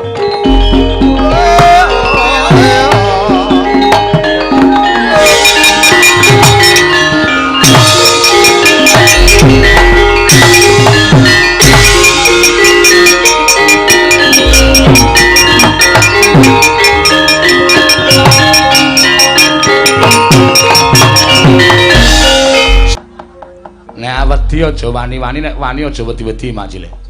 Nganti ketrikel-trikel suaramu. Mboten sakakean gunem. Ayo nek pancen Ranggir Antasena lumuh digawe becik arep gawe geger negara ing Ndorowati. Ajange dadanipun ing pamaning garba ruji. Ya, aku ora marahi lho Pak Cilik. Nek sampeyan ngejak Gojek tak ladeni. Nek ngene ditemtokke, aku kelakon boyong Sekar Wijayamulya apa ora?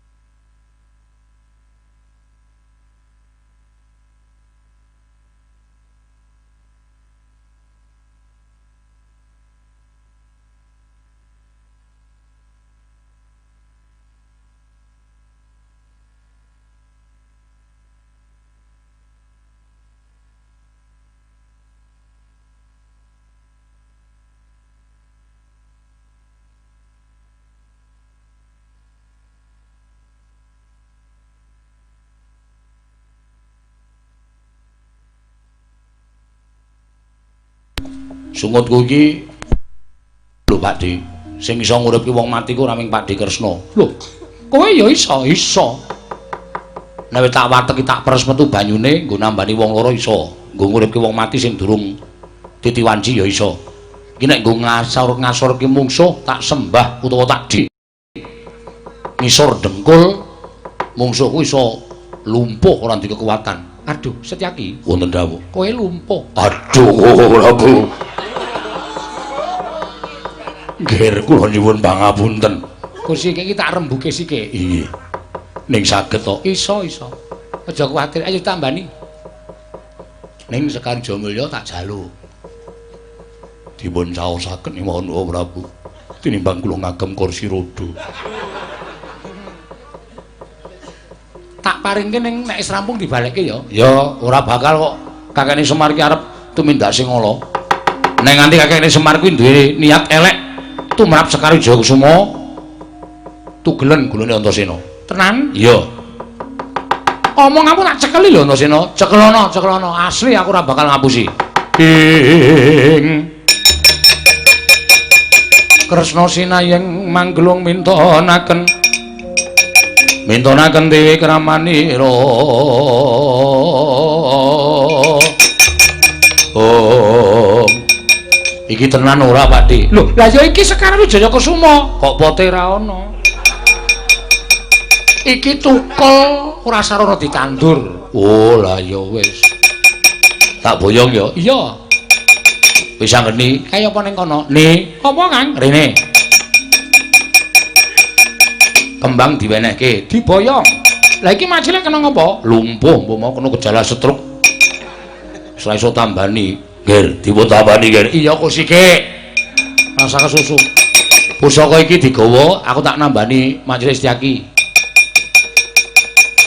Wis ge wis. Rumangsaku kok Iso nggo mlaku ora, Lek? Ora iso. Ngubah ngono. Saged nggih sekedhik. Madhep rono, iso mengkurup ora? Saged. Badhe pun merapaken. Lho, sonte. Ah, sama. Werna-werna ora. Ya, waras ya, Lek. Sok meneh aja nganu, kekuatan ki ana sak dhuwuring langit isih ana langit. Sak dhuwure wong ampuh iso ana sing luwih ampuh, sak dhuwure wong pinter iso ana sing luwih pinter. Aja sok gleleng. Sampun, Gen. Wis, geng ngadeg. Waduh, matur nuwun kula nyuwun pangapunten. Ayo padha-padha. Badhe nyuwun pamit ya. Iya, Antasena sing ati-ati ya.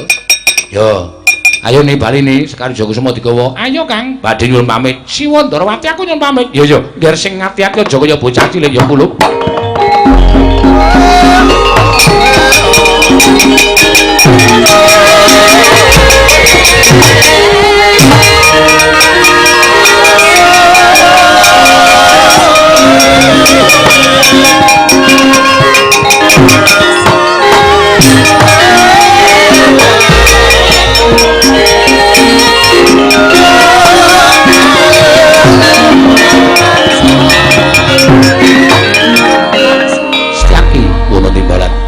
Kok ora pati nduga mono. Ana petungan-petungan ingkang perlu tak cocokake kawan kananing Kakang Semar. Oh iya. Kajeng paringipun. Kowe tunggu praja ya. Kula mboten dipun parengaken nderek. Ora usah. Sagedakan iki kowe ora usah. Nderek tindakipun Kakang. Lho iki ngestaken dawuh. Namung ngatos-atos kok ora Bu iya. Ana wigati apa dene sira kurup sakloron sowan mongko tanpa tinimbalan ngger Abimanyu apa dene Gatotkaca. Sewu-sewu kalapatanipun ingkang putra Tadah Wadana. Sowan kula menika mboten saking pikajenganipun ingkang putra piyambak, namung dapur dipun utus dening Siwanayantaka. Sira diutus dening Kyai Semar. Nggih, kasinggihan mekaten. Wigatine apa nggir maragake matura. Nalika semanten kula nderekaken dhateng kadang kula pun nyayi wisanggeni. Anggenipun nglempahaken sangganing para putra tuwin kakanthi sowan dhateng Karang Kadempel. Njumbuhaken kan pasumpenan ingkang linampan dening pun kadang kula Yayi Wisanggeni. Tumunten sak sampunipun menika Siwanayantaka paring dawuh bilih badhe anggadhahi sedya nedhi ambangun desa. Kula nyuwun pangapunten. Nanging ngendikanipun Siwanayantaka sedaya badhe rancak gegayuhan ingkang ginayudining Siwa Semar menawi Pandhawa ingkang suka sabiyantu bot repotipun Siwa Nayantaka apa ingkang kudu ingsun tindakake Abimanyu ngendipun Siwa Badranaya paring dawuh badhe rancang anggenipun badhe nglampahi ambangun desa menawi para Pandhawa suka paring ambil wujuding pustaka Jamus Klimasada kinarya syarat sarana pambanguning desa Siwa Nayantaka wa Puntadewa semban kula Werkudara ora pun kakang ingkang bakal paring pangandikan nanging wangsulana ature anakmu lanang ing Tanjung Anom Abimanyu Gatot wonten timbalan Rama Kyai wonten timbalan Rama Kyai upama ta Semar duwe kepinginan bakal mboyong pustaka Jamus Miang Jimat Klimasada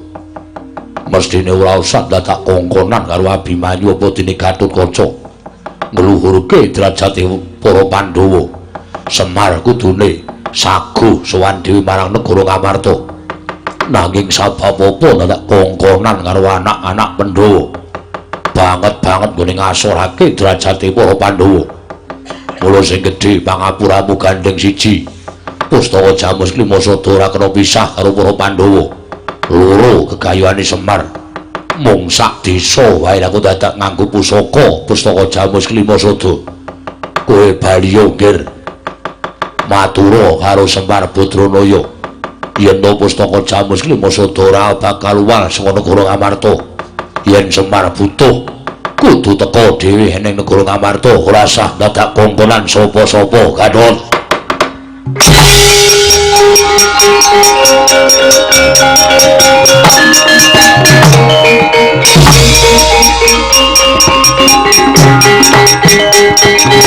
nyuwun mapunten Bu sewu kalapatanipun ingkang putra Pringgondani Tadah Wadana Rama Kyai kula nyuwun pangapunten sanget-sanget Siwa Nayantaka anggenipun paring dawuh dhateng ing putra pun Gatotkaca saged lan botenipun pustaka Jamus Miang Jimat Klimasada kula ingkang badhe amboyong menawi ngantos sowan kula wonten Karang Kadempel mboten nganti pustaka Jamus Miang Jimat Klimasada kados pundi mangke gempal manahipun Siwa Nayantaka lan samangke boten badhe pitados malih kaliyan ingkang putra pun Gatotkaca mila saking menika timbang wangsul kula wonten ing Karang Kadempel ingkang putra Pringgondani boten boyong wujuding pustaka Jamus Klimasada nadyan putung mugi kabandhemna remuk mugi kasawurna wah cangkeme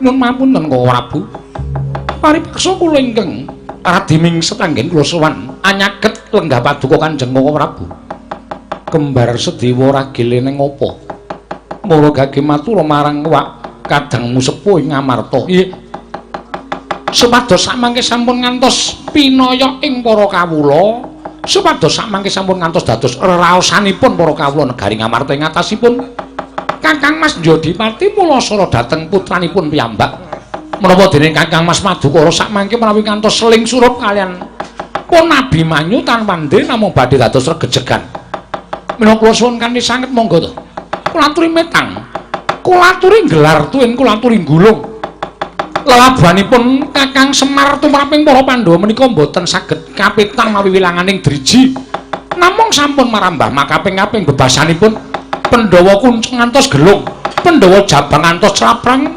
Kakang Semar mboten uwal saking lelabetanipun kaliyan para Pandhawa menawi namung nyuwun ngambil pustaka Jamus Klimasada paduka awal tumuntun pasrahaken rembag menika dhateng pun Kakang Mas Jodipati monggo Kakang Mas Jodipati menika mboten saged pirembagan ingkang dipun ginakaken namung ngokol menika mangke mboten kanten-kantenan kedadosanipun to Kang Prabu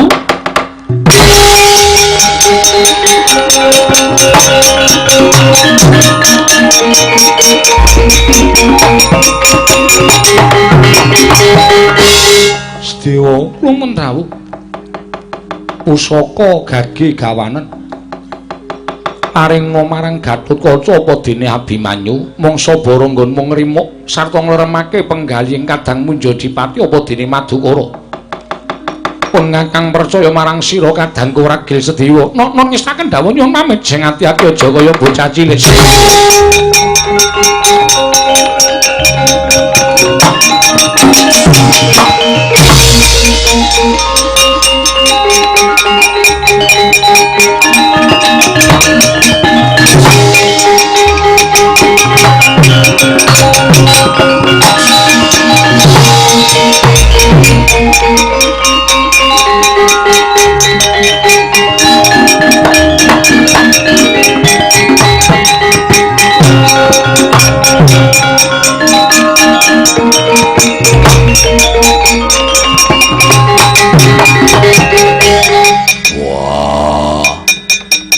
Gerangamu ora mulang kowe wani karo wong tuwa. Sekecap ucapmu padha karo ngilani dadane wong tuwa-tuwamu Pandhawa. Nyuwun pamunten Rama Kyai. Menawi kula aturaken menika supados sak mangke kula saged jagi dhateng kesagan minangka dados satriya. Wah, mulang karo wong gerang.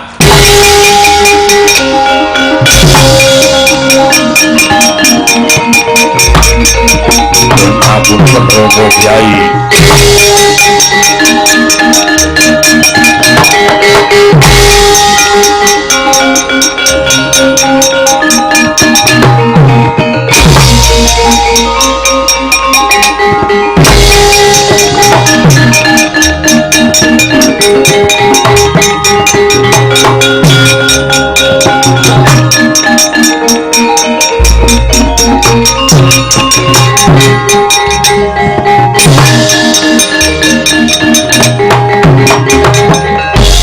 Dewa, inggih. Aja dadi palangge Werkudara. Kowe ngerti watak wantune kadangmu panenggak? Inggih, kula ngertos. Namung menawi ngaten menika kula badhe ikhlas nataken dhateng pejagesang kula. Natake kanggo sapa? Kagem anak kula Gatotkaca. Bocah ora ngerti tata krama aja mbok labuhi. Ndak gedhe ndase.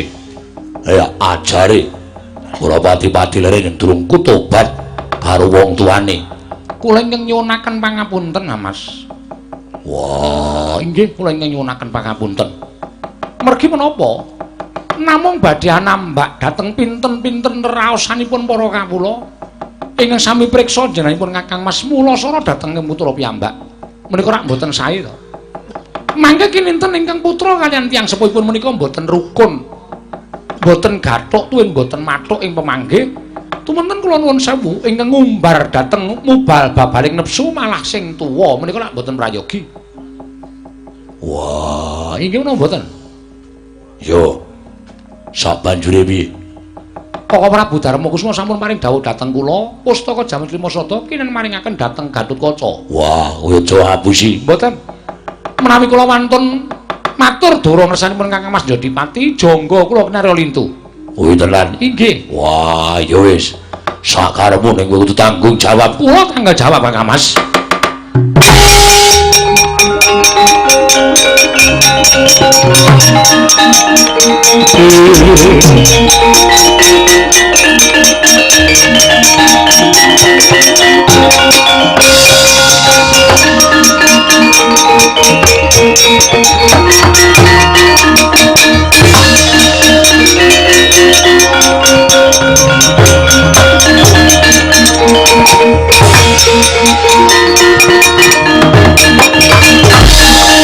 Abimanyu Gatotkaca wonten timbalan paman, wonten dawuh paman. Pustaka Jamus Lima Sada keparenging Wakmi ngamarta kowe ingkang kudu ngasta. Nggih, ngestaken dawuh. Reksanan aja nganti tiba ning astane wong kang kurang tanggung jawab. Mung butuh kinarya syarat ya cukup syarat wae yen wis paripurna kondurna. Nun nggih ngestaken dawuh budhal, ngestaken dawuh Kanjeng.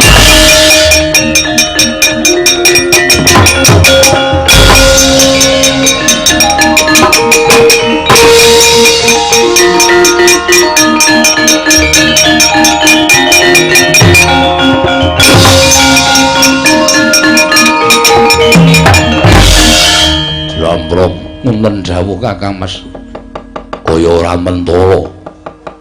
Weruh lungane pustaka Jamus Klimasada kepareng Paduka. Ayo ning Karang Kadempel karepe Semar piye? Monggo Kakang Mas kula dherekaken.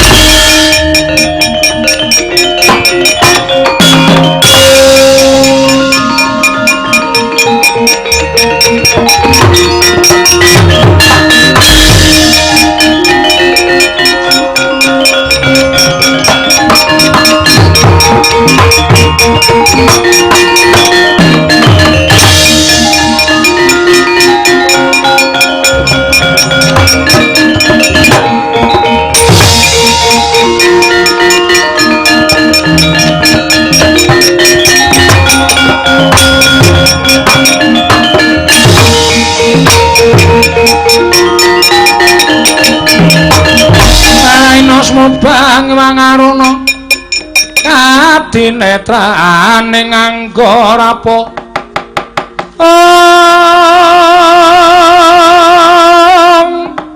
sabdaning kukila ringkanikara saketer kene dunganing kunglir wuwuh sing pini panca ila jagat dewa Bathara Andarja iki kasinggihan kula ingkang sowan kepareng ngaturaken sembah sumengkeping pangabekti kula kunjuk ya tak tampa gawe gedhening atiku ora liwat pangestu ning wakmu Mandura Tambanana kula pun dinggo jimat paripin dayaning kasantosan janur gunung kadingaren nggon musuwana negara Mandura eneng apa Andarja mugi andadosna ing kawuninganmu kula dipun utus dening Kyai Semar Badranaya inggih Siwana Yantaka lho diutus dening Kakang Semar kasinggihan mekaten wigatine namung badhe wonten Sukala ing penggalih Paduka Prabu amaringaken ngambil pusaka Mandura. Lho. Maring ngambil pusaka Mandura piye? Kacariyos bilih Kyai Semar badhe gadah kajat inggih menika mbangun desa. Monggo nyatanipun menika mangke boten badhe kasembadan menawi boten saking pambiyantinipun Paduka Mandura. Aku kudu piye? Panjenengan kedah maringaken pusaka Kyai Nenggala. Piye? Pusaka Kyai Nenggala. Kyai Nenggala to gawa ning Karang Kadempel. Ih, kasinggihan mekaten. Wah, jagat Dewa Bathara.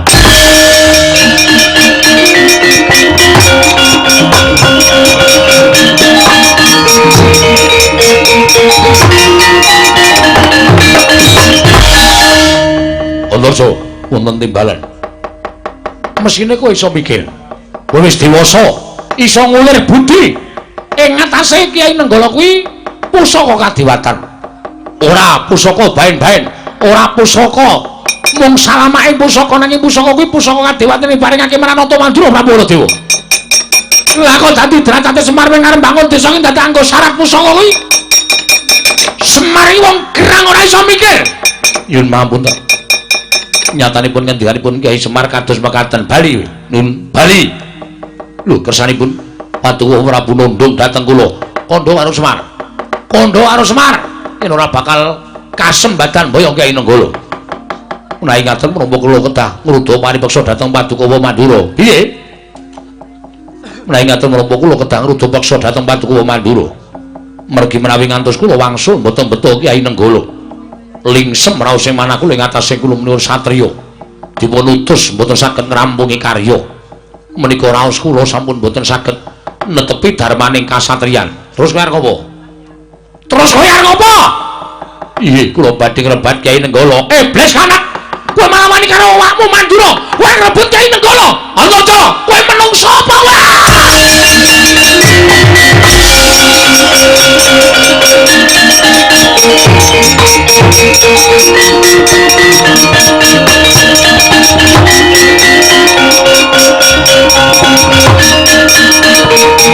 Manus maring jajaran ceritane kawana menungso angkatan. Wah, selagine dewa wae ora wani nyilih Kyai Nenggala. Mung derajate Semar, batul geti pamit ora nyilih Kyai Nenggala.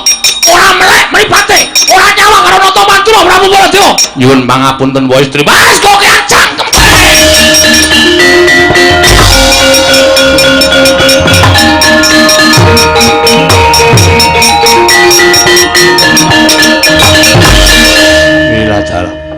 Ora ngaturaken wedi halus Ratu Mandura.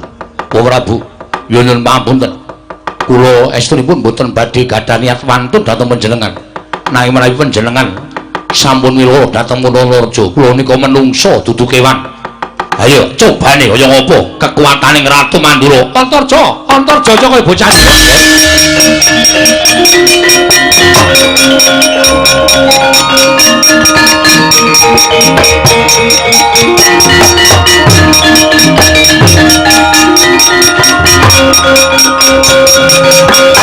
Panos mare jajaran ku apik dhewe.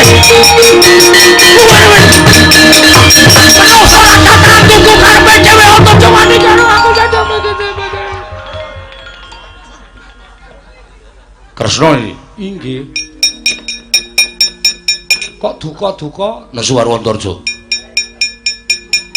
Kula nuwun pangapunten, nek nganti Antarja wani pripun? Lho, lha mau dicoba. Dijajal piye? Bola dhewe musuh Antarja aku ora bakal wedi. Antarja kowe wani? Wantun. Lho, bocahe wani. Nun sewu lho, panjenengan menika dereng prisa kekuwatane Antarja. Mula dadi piyayi menika aja sok ngembe ngempukke watu ngatoske banyu. Karemu piye? Antarja sowan bedahipun menapa? Nyuwun ngambil Kyai Nenggala. Lajeng aku ora entuk. Antarja panjenengan tak piloro, tak ajar. Nek wong tuane ra trima pripun? Lho nek wong tuane Antarja trima kok tekan kene. Tenan apa piye? Tenan apa piye? Nyuwun pamit kula tak matur Kanjeng Rama. Aja wis. Nantang Kanjeng Rama padake wong tuaku ki wong jireh. Kula tak matur. Ya piye? Antasena kan pisanggeni ugi sowan wonten negari Durwati. Lho, wigatine nyuwun ngampil Sekar Wijaya Mulya. Ingkang sekawit kula mboten parengaken ning gandeng kula menika kemutan lelabatanipun Kyai Semar. Lelabatanipun Kakang Nayantaka tumuli pusaka kula paringaken. Lah samangke menawi panjenenganipun Kakang Prabu menika dipun suwuni ngampil Kyai Nenggala namung sekedhap dipun suwuni ngampil kok ora entuk. Menapa panjenengan menika mboten kemutan dhateng lelabatanipun Kakang Semar?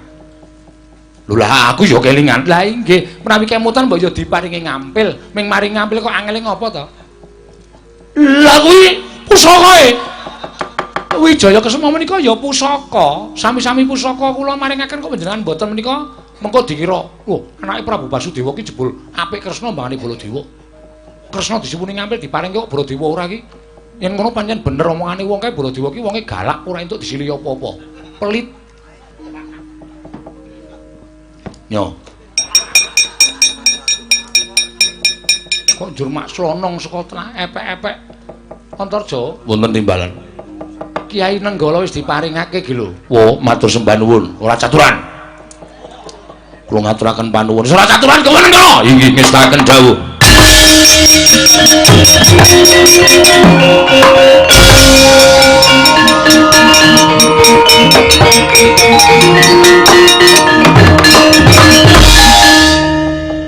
Terus piye?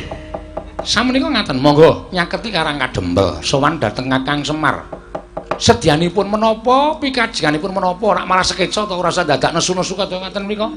Oh ngono. Inggih. Ya wis ayo. Budhak ning Karang Kadempel, monggo Kakang Prabu kula dherekaken.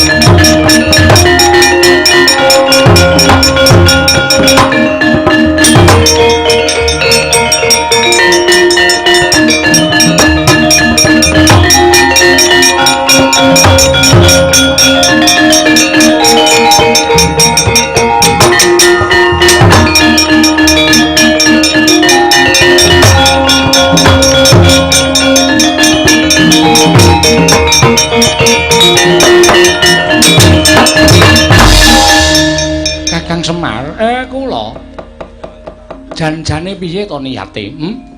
Lah kok anak-anak Pandhawa mbok utus supaya nyuwun pusaka 3. Pusaka ke pusakaning Koko Prabu Mandura lan pusakaning Kyai Prabu Darmakusuma. Ya, piye Semar jane keterangane piye Semar?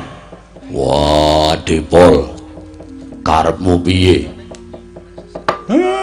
Astunipun niki mung dienggo syarat.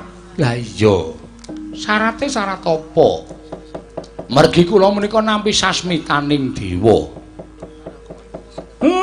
Jawata badhe matedhakaken kanugrahan ingkang winastan Wahyu Pamongagung. Wahyu Pamongagung nggih. Lah syarate kudu nglumpukke pusaka 3 niki. Pusaka 3 niki wis mlumpuk teng Karang Kadempel. Muga-muga niki syarat wis sah. Teges Wahyu bakal mandhap. Lho, lah banjur sapa sing arep nampa Wahyu? Kula piyambak dereng ngertos, Ndara.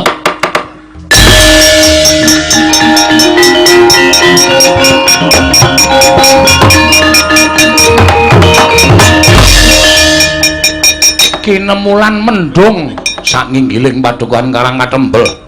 Angen danu kaya bakal jawah dres. Jroning Karang Kadempel parandening mangke ana kilat sak gebiaran ingkang nganyigar punang mendung. Tengah biak nyareng itu muruning Wahyu kalih werni Sang Pamongagung manjing anggane keluar Semar tuwe nata Ndarawati.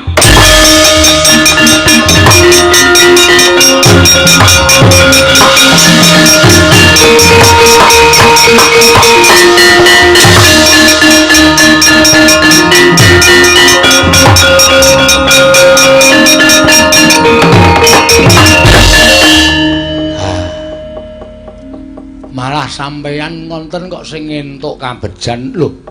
Cahya ingkang siji manjing andaning Ki Kakang Semar. Berarti Wahyu pun manjing enten angganipun ingkang abdipun Semar kalih Sinuwun Ndarawati. Ingkang pancen pantes lan cinampilan kewajiban kedah momong dhateng satra ingkang ateteken ati suci pepayung budi rahayu. Inggih menika para Pandhawa. Kekiyataning Wahyu menika dadi sangu anggen kula mbangun desa Karang Kadempel supaya luwih apik lan supaya luwih becik, Ndara. Pusaka tak suwun. Monggo pun rampung kok kele gunake.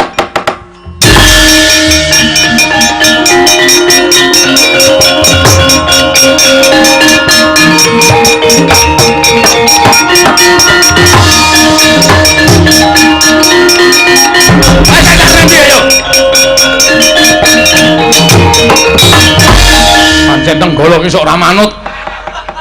Karepe nek yah niki arep dolan dhewe. Purnaning gati sura Sudira Jayane ingkang ret. Bratet kali kula jan Mas.